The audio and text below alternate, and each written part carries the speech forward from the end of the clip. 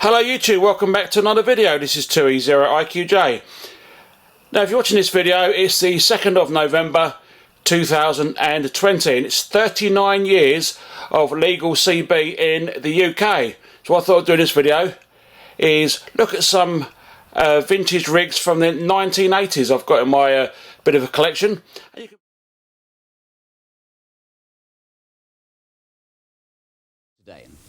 It follows years of campaigning by many thousands who've been using it illegally until now. Licenses which give people permission to use the sets can be bought at post offices. It's predicted that about 1 million of the new legal sets which use the FM radio band will be sold in the first year. But sets using the AM band are still illegal. Okay, so I thought we'd look at some vintage CB radios to celebrate 39 years of legal citizens band in the UK. So what we've got here is a Uniace 300 and this is what they call a home base type radio. Now I got this years ago from a car boot for a £5 and I'd done nothing with it. It just sat there in the cupboard and when I went to try it out it wouldn't transmit, wouldn't receive properly. The meter had gone, the bulb had gone in there, the channel display had gone. So I give it to the Cube, who's a local rig doctor, and he's sorted it out. So good on your Cube, it's now a working radio. Just need some screws in the side there to hold the case on properly. But you've got your mic socket, earphone socket, volume, squelch, mic gain, RF gain, tone high-low, CBPA, but the button's missing on that, so we better get another one somewhere, and the power switch, 4 watts and 0.4, and that's your channel switch there. And that runs directly off the mains. You can either run it off mains or you can run it off a Cobra lead, one of them three-prong leads that plug in the back, and then you've got the red and black wire. That's the Uniace 300. You see there, it's got a 4-pin plug there for the microphone. Now I wish the AC would do this with their radios, have a solid connection on there. They use an RJ11s or RJ45 connections for their radios, and they break very, very easily on the microphone connections. On top is a SWR, power, mod, FS meter and matcher. Now this is one of these SWR power meter things. On the back you've got your connections for your aerial, and in there would have been a little aerial coming off it, maybe with a loop on top. You can test out your SWR. It comes up on a meter there. You've got your tune, you've got your load, and this one is made by, if you can see that, we're going to get a focus on that, CB Master. For those playing at home, this is model number 78. So yeah, antenna, SWR power meter and matcher. On the other side here, let's go back out, we have this. Now this is a reverberator. This is what they think is like an echo chamber, and inside there is a huge great spring. You give it some volume and you plug your microphone into the front there, and then the other cable goes into the radio, and then you've got your red and black wire there for your 12 volt. The only reason you want one of them is to wind people up on channel 19 and the old trio at full pelt, so it echoes all the time. Here's your volume there, volume on off, nice clicky, yeah, that nice proper clicky on off switch there. Does need a bit of a clean up. At the back of it, if we zoom in, you've got your impedance, high, low, DC, 8 to 15 volts, and there's your output there. And you can, I think you can ping the spring inside that to make it more echoey. That's the reverberator. Now here's the first rig I ever owned back in '96, because I was late coming on CB. When it was out I was only like 3 years old, so I wouldn't have had a CB. And this is a Lake Mannix Man 850. Very basic set.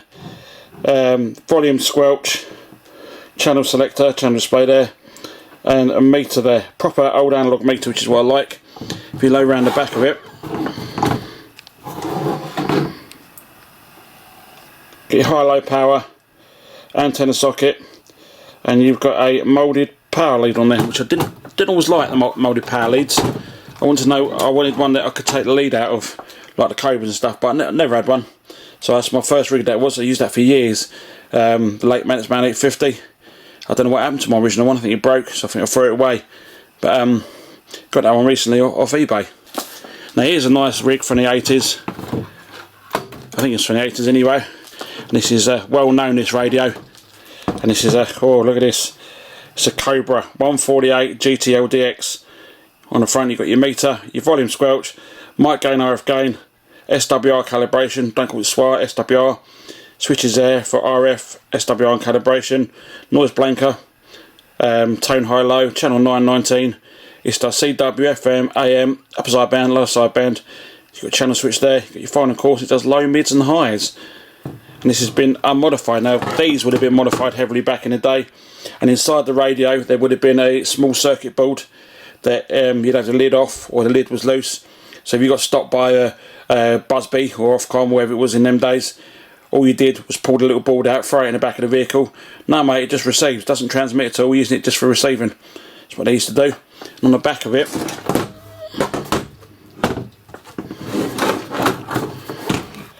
zoom in, you've got your speaker, PA socket, your microphone socket, and this is a Cobra 148 Gtl Dx, and there's a serial number for those playing on homes on a metal plate, not none of this sticker rubbish on the modern ones.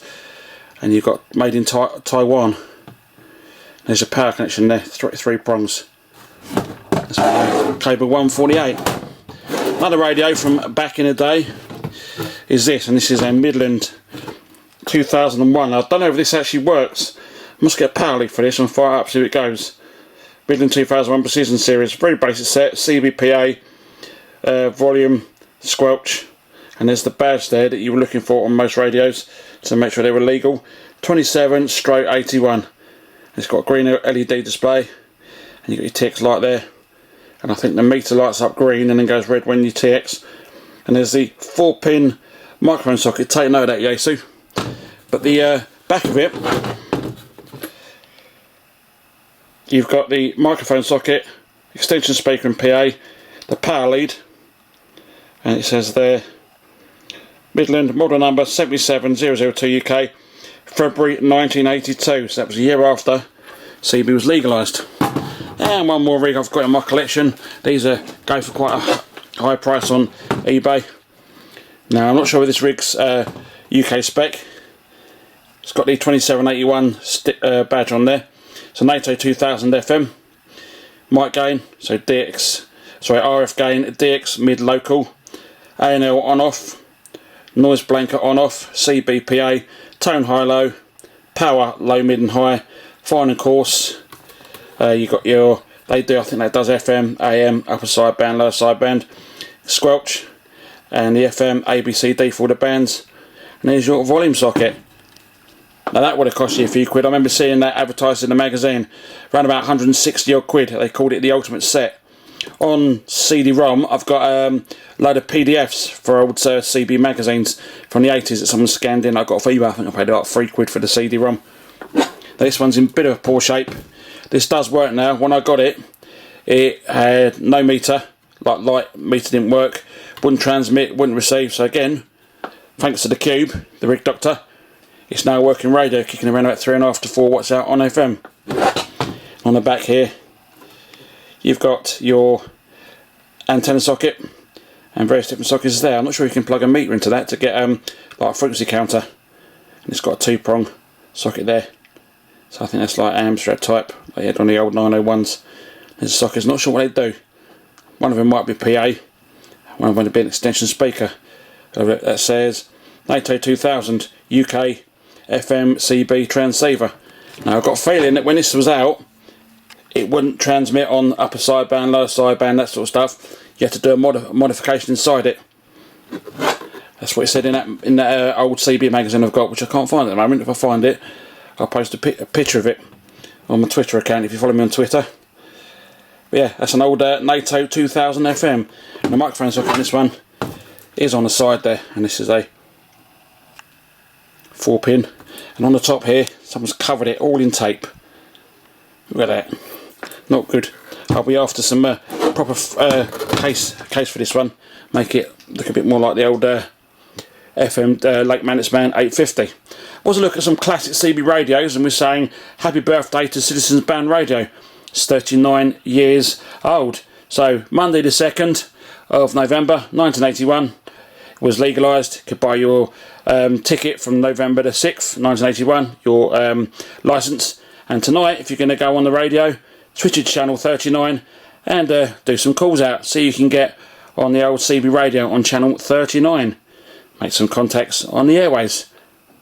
Like I say, thank you very much for watching this video, and I'll see you in the next one. This is 2E0 IQJ 73s. Happy birthday, ZB.